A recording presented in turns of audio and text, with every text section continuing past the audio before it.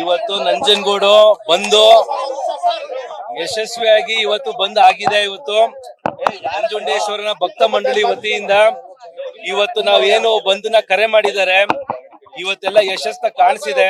ಬಹಳ ಒತ್ತಡ ಇತ್ತು. ನಿನ್ನೆನೂ ಕೂಡ ಒಂದು ಶಾಂತಿ ಸಭೆನ ತರಿಸಿ ಈ ಬಂದ್ನ ಯಶಸ್ಗೊಳಿಸ್ಲಿ, ಯಾವುದೇ ಕಾರಣಕ್ಕೂ ಇದು ಯಶಸ್ ಮಾಡಬಾರ್ದು ಅಂತ ಹೇಳಿ ತುಂಬಾ ಒತ್ತಡ ಇತ್ತು ಜಿಲ್ಲಾ ಮಟ್ಟದಲ್ಲೂ ಕೂಡ. ಆದ್ರೆ ಇವತ್ತು ನಂಜುಂಡೇಶ್ವರನ ಭಕ್ತಾದಿಗಳು ಮೊದಲನೇದಾಗಿ ಅವರೆಲ್ಲ ಕೂಡ ಇವತ್ತೆಲ್ಲ ಸಣ್ಣ ಪುಟ್ಟ ಬೀದಿ ವ್ಯಾಪಾರಸ್ಥರು ಇರ್ಬೋದು, ಮತ್ತೊಂದಿರ್ಬೋದು, ಸ್ವಯಂ ಪ್ರೇರಿತವಾಗಿ ಇವತ್ತು ಬಂದ್ನ ಅವರು ಕೂಡ ಬೆಂಬಲನ ಸೂಚಿಸಿ ರಾಜ್ಯ ಸರ್ಕಾರದ್ದು ಮತ್ತೆ ಇವತ್ತು ಇಲ್ಲಿ ಸ್ಥಳೀಯದಲ್ಲಿ ತಾಲೂಕ್ ಮಟ್ಟದಲ್ಲಿ ಆಡಳಿತ ಆಗಿರ್ಬೋದು, ಕಾನೂನು ಸುವ್ಯವಸ್ಥೆ ಇರ್ಬೋದು, ಸಂಪೂರ್ಣವಾಗಿ ಕುಸಿದಿದೆ.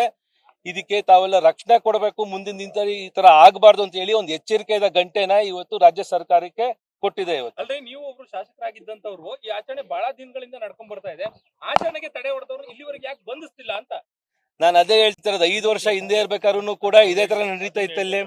5 ವರ್ಷ ನಾನ್ ಶಾಸಕನಾಗಿದ್ದ ಸಂದರ್ಭದಲ್ಲಿ ಒಂದು ತರ ಈ ತರ ಘಟನೆಗಳು ನಡೆಯಲಿಲ್ಲ. ಅವತ್ತು ಇದ್ರೆಲ್ಲ ದೇವಸ್ಥಾನದ ಮುಜರಾಯಿ ಡಿಪಾರ್ಟ್ಮೆಂಟ್ ಇಂದ ಕ್ಯಾಲೆಂಡರ್ ಆಫ್ ಇವೆಂಟ್ಸ್ ಅಲ್ಲಿ ಬರತ್ತೆ ಇವೆಲ್ಲ ಒಂದೊಂದಾಗಿ. ಇದು ಕೂಡ ಒಂದು ಇವೆಂಟ್ ಆಗಿದೆ ಇಲ್ಲಿ. ಪ್ರತಿ ವರ್ಷನೂ ಈ ತರ ನಡೆಯುತ್ತಾ ಇರುತ್ತೆ ಇಲ್ಲಿ. ಡಿಸೆಂಬರ್ ಬಂದಾಗ ಇದೆಲ್ಲ ನಡೆಯುತ್ತೆ ಇಲ್ಲಿ. ಆದ್ರೆ ಈ ವರ್ಷ ಅದೇನ್ ವಿಶೇಷವಾಗಿ ಇವ್ರ ತರ ಗೊಂದಲ ಸೃಷ್ಟಿ ಮಾಡಕ್ಕೆ ಮತ್ತೆ ಇದ್ರಲ್ಲಿ ಕೂಡ ಹೆಂಗೆ ಅಂತಂದ್ರೆ ನಮ್ಮ ಚುನಾಯಿತ ಪ್ರತಿನಿಧಿನೂ ಕೂಡ ಅವರು ಯಾವ್ದೇ ತರ ರೀತಿಯಲ್ಲಿ ಒಂದು ಕಾನೂನಾಗ್ಲಿ ಈ ಕಡೆ ಅಧಿಕಾರ ಆಗ್ಲಿ ಹಿಡಿತದಲ್ಲಿಲ್ಲ ಅವರು. ಸೊ ಹಾಗಾಗಿ ಇವ್ರು ಯಾರು ಬೇಕಾರೋ ಪ್ರಶ್ನೆ ಮಾಡ್ಬಿಟ್ಟು ಅಂತ ಹೇಳ್ಬಿಟ್ಟು ಹೆಂಗ್ ಬೇಕಾರೋ ನೀವು ನಡ್ಕೊಂತೀರ ಅಂತ ಹೇಳಿ ಈ ತರ ಆಚರಣೆಗಳಿಗೆಲ್ಲ ಅಡ್ಡಿಪಡಿಸೋದು ಸರಿಗಿಲ್ಲ ಇಲ್ಲಿ. ಅರ್ಚಕರನ್ನು ಕೂಡ ಬೆದರಿಸುವಂತ ಕೆಲಸ ಆಗ್ತಿದೆ, ಯಾರು ಮಾಡ್ತಿರೋದು ಏನಾಯ್ತು? ನಿನ್ನೆ ಅರ್ಚಕರ ಹತ್ರನೇ ನಾನ್ ಮಾತಾಡಿದ್ದೀನಿ ಅಲ್ಲಿ. ಯಾಕೆ 2 ತರ ನೀವು ಈ ತರ ಸ್ಟೇಟ್ಮೆಂಟ್ಗಳು ಕೊಟ್ರಿ ಅಂತ. ಮೊದಲನೇದಾಗಿ ಅವ್ರು ಏನ್ ಹೇಳ್ತಿದ್ರು, ಮೀಟಿಂಗ್ ಎಲ್ಲ ಕರೆದ್ಬಿಟ್ಟು ನಮ್ಗೆಲ್ಲ ಕೂರಿಸ್ಬಿಟ್ಟು ನಮ್ಗೆ ಅಧಿಕಾರಿಗಳು ನಮ್ಗೆ ಒತ್ತಡ ತಂದಿದ್ದಾರೆ. ಯಾಕಂದ್ರೆ ಅವರೆಲ್ಲ ಮುಜರಾಯಿ ಡಿಪಾರ್ಟ್ಮೆಂಟ್ ಕೆಲಸ ಮಾಡೋರು ಅವರಲ್ಲಿ.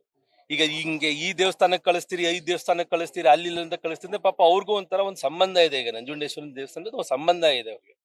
ಅವ್ರಿಗೂ ಪಾಪ ಆ ಒತ್ತಡದಲ್ಲಿ ಮಾಡಿದೆ ಅವರು ಸೈನ್ ಮಾಡಿದ್ದಾರೆ. ಅದು ಏನ್ ಬರ್ದಿದ್ದಾರೆ ಅಂತಾನೂ ಕೂಡ ಅವ್ರು ಹೇಳಿರ್ಲಿಲ್ಲ. ಬರೀ ಕೇವಲ ಒಂದು ಬ್ಲಾಂಕ್ ಪೇಪರ್ ಇದಲ್ಲೇ ಸೈನ್ ಮಾಡಿಸ್ಬಿಟ್ಟು ಆಮೇಲೆ ಮ್ಯಾಟ್ರ್ ಏನಿದೆ ಅದು ಹೆಂಗ್ ಬೇಕಂಗ್ ಬರ್ಕೊಂಡು ಕಳ್ಸಿದಾರೆ. ಅದನ್ನ ಈಗ ಟ್ರಾನ್ಸ್ಫರ್ ಮಾಡ್ತೀರಿ ಅಂತ ಹೇಳ್ತಾರೆ. ಇನ್ ಕೆಲವರು ನಿಮ್ಮ ಮೇಲೆ ಬೇರೆ ತರ ಆರೋಪ ಮಾಡ್ಬಿಟ್ಟು ಎನ್ಕ್ವೈರಿ ಮಾಡಿಸ್ತೀರಿ ಅಂತ ಹೇಳಿದ್ರೆ ಪಾಪ ಅವರೆಲ್ಲ ಸರ್ಕಾರಿ ನೌಕರದಲ್ಲ ಆ ತರನೇ ಕೆಲಸ ಮಾಡಿದ್ರು. ಆ ಒತ್ತಡಕ್ಕೆ ಏನ್ ಮಾಡ್ತೀರಾ? ಇವತ್ತು ನಮ್ಮ ಪೊಲೀಸ್ ಡಿಪಾರ್ಟ್ಮೆಂಟ್ ಅವ್ರು ನೋಡಿ, ನಿಮ್ಗೆಲ್ಲ ಒಂದು ಘಟನೆ ನಾನು ಇವತ್ತು ಈ ಟೈಮಲ್ಲಿ ಒಂದು ನಾಪಿಸ್ತೀನಿ. ಆ ಕಡೆ ಕೌಲಂದೇಲಿ ಒಂಥರ ಘಟನೆ ನಡೆದಿತ್ತು. ಆ ಕಡೆ ಅದ್ಯಾರೊಬ್ರು ಅಲ್ಪಸಂಖ್ಯಾತರ ಒಬ್ಬ ಹುಡುಗ ಛೋಟಾ ಪಾಕಿಸ್ತಾನ್ ಅಂತ ಅದೇನೋ ಹೇಳಿದ್ಕೆ ಅವ್ನ ಮಕ ಕೂಡ ಕಾಣಿಸ್ಲಿಲ್ಲ. ಅವತ್ತು ಬರೀ ವಿಡಿಯೋ ಮಾತ್ರ ವೈರಲ್ ಆಗಿತ್ತು. ಅವತ್ತು ಡಿಪಾರ್ಟ್ಮೆಂಟ್ ಅವ್ರು ಕರೆಸ್ಬಿಟ್ಟು ನಾನು ಕೇವಲ ಅವ್ರಿಗೆ 48 ಗಂಟೆ ಟೈಮ್ ಕೊಟ್ಟಿದ್ದೆ. ಅವತ್ 48 ಗಂಟೆ ಇದೇ ಇವರೇ ಡಿವೈಎಸ್ಪಿ ಗೋವಿಂದರಾಜ್ ಅವ್ರು ಕೂಡ ಇದ್ರಲ್ಲಿ 48 ಗಂಟೆ ಒಳಗಡೆ ಅವ್ರು ಬಂಧಿಸ್ತಾರೆ ಅದನ್ನ. ಇದು 1 ವಾರ ಆದ್ರೂ ಕೂಡ ಏನ್ ಮಾಡ್ಬೇಕು, ಯಾವ ತರ ಮಾಡ್ಬೇಕು, ಸಂಧಾನ ಮಾಡೋದ ಮತ್ತೊಂದ್ ಮಾಡೋದ ಅಂತ ಇವ್ರ ಪಾಪ ಯಾರು ಒತ್ತಡ ತಂದಿದ್ದು ಅವ್ರಿಗೆ? ಅವ್ರು ಉತ್ತರ ಕೊಡ್ಬೇಕು. ಇಲ್ಲಿ ಮೌನವಾಗಿ ಯಾಕಿದಾರಪ್ಪ 1 ವಾರ? ನೀವು ಮೌನಕ್ಕೆ ಶರಣ ಯಾಕಾಗಿದ್ದೀರಾ ನೀವು? ಇದೆಲ್ಲ ಭಕ್ತಾದಿಗಳು ಇವತ್ತು ಕೇವಲ ನಮ್ ಕ್ಷೇತ್ರ ಅಲ್ಲ, ಇವತ್ತು ಇಡೀ ರಾಜ್ಯದಲ್ಲಿ ಇವತ್ತು ನಂಜುಂಡೇಶ್ವರನ ದೇವಸ್ಥಾನಕ್ಕೆ ಯಾರ್ಯಾರು ಬಂದು ಹೋಗಿಲ್ಲ ಇಲ್ಲಿ? ಮಾಜಿ ಪ್ರಧಾನ ಮಂತ್ರಿಗಳಾದಂತ ದೇವೇಗೌಡರು ಬಂದು ಹೋಗಿದ್ದಾರೆ, ರಾಷ್ಟ್ರಪತಿಗಳು ಗೋವಿಂದರಾಜ್ ಅವ್ರು ಬಂದಿದ್ದಾರೆ, ಪ್ರಧಾನ ಮಂತ್ರಿಗಳಾದಂತ ಮೋದಿ ಅವ್ರು ಬಂದು ಹೋಗಿದ್ದಾರೆ. ನಾವು ಮತ್ತೆ ನಮ್ಮ ಶ್ರೀನಿವಾಸ್ ಪ್ರಸಾದ್ ಸಾಹೇಬ್ರು ನಾವು ಈ ಕ್ಷೇತ್ರಕ್ಕೆ ಈ ದೇವಸ್ಥಾನಕ್ಕೆ ಅಭಿವೃದ್ಧಿಗೋಸ್ಕರ ಎಷ್ಟು ಕೆಲಸ ಮಾಡಿಲ್ಲ ನಾವಿಲ್ಲಿ.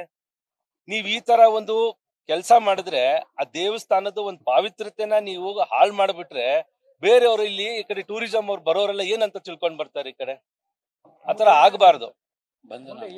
ಮುಂದೆ ನಮ್ ಬೇಡಿಕೆ ಇಷ್ಟೇ ಇರೋದು. ಅವತ್ತು ನೀವು ಕೇಸ್ ಏನ್ ಹಾಕಿದಿರ, ಯಾರು ಕಿಡಿಗೇಡಿಗಳಿದ್ದಾರೆ ನಿಮ್ಗೆ ಅದು ವಿಡಿಯೋನೇ ನಮ್ ಸೋಷಿಯಲ್ ಮೀಡಿಯಲ್ಲೇ ಕಾಣಿಸ್ತಾ ಇದೆ. ಅಲ್ಲಿ ಯಾರ್ಯಾರು ಎತ್ತಿದ್ರೆ ಅಂತ ಅವ್ರ ಮೇಲೆ ಕೇಸ್ ಹಾಕ್ರಿ. ನೀವು ಪ್ರಶ್ನೆ ಮಾಡಿದವ್ರ ಮೇಲೆ ನೀವು ಕೇಸ್ ಹಾಕ್ತೀರ ಅಂದ್ರೆ ಪ್ರಶ್ನೆ ಕೇವಲ 6 ಜನ ಮಾಡ್ಲಿಲ್ಲ ನಿಮ್ಗೆ. ಅವತ್ತು 600 ಜನ ಇದ್ರು, 1000 ಜನ ಇದ್ರು, ಎಲ್ಲರ ಮೇಲೂ ಕೇಸ್ ಹಾಕಿ. ನೀವು ಪ್ರಶ್ನೆ ಮಾಡೋದೇ ತಪ್ಪ. ನಮ್ಗೇನು ಇಲ್ಲ ಅಂತ ನಮ್ಮವ್ರಿಗೆ ಯಾರ್ಯಾರು ಕೇಸ್ ಹಾಕಿದ್ರೆ ಫಸ್ಟ್ ನೀವು ಅವ್ರನ್ನ ಖುಲಾಸೆ ಮಾಡ್ಬೇಕು. ಆ ಕಡೆ ಯಾವ್ದೇ ತರ ಕೇಸ್ ಹಾಕ್ಬಾರ್ದು. ನಮ್ಗೆ ಯಾರು ಕಿಡಿಗೇಡಿಗಳಿದ್ರೆ ಅವ್ರ ಮೇಲೆ ಕೇಸ್ ಹಾಕ್ಬೇಕು. ನೀವು ಕಾನೂನಿನ ಕ್ರಮ ಜರುಗಿಸಿ ಅವ್ರಿಗೆ ಬಂಧಿಸ್ಬೇಕು. ನೀವು